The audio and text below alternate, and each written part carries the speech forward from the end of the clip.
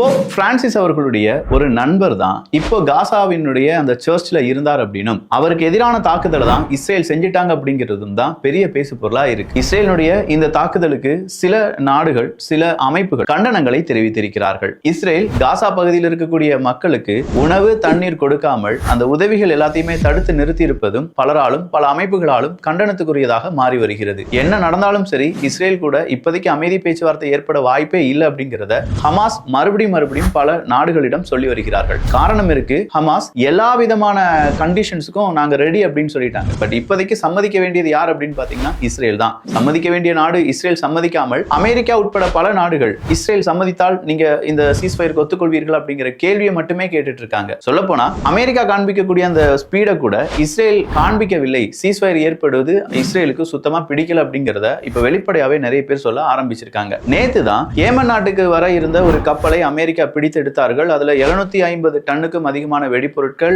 Radar station, இது எல்லாமே இருந்தது அப்படிங்கறது நம்ம பார்த்தோம்ல. அது எங்களுடையதே கிடையாது, யாருடையதோ தவறாக அமெரிக்கா பிடித்து அது எங்களுடையது அப்படின்னு சொல்லி ஹூத்தி இன்னைக்கு ஒரு ரிப்போர்ட்டை சொல்லியிருக்காங்க. பட் ஹூத்திஸ்னுடையதா இல்லையா அப்படிங்கறத இன்னும் அமெரிக்காவும் கன்ஃபார்ம் பண்ணல என்பது குறிப்பிடத்தக்கது. ஏமன் நாட்டுக்கு செல்ல இருந்த கப்பல் அப்படிங்கிறது மட்டும்தான் இப்ப வரையிலும் வெளிவந்திருக்கக்கூடிய தகவல்.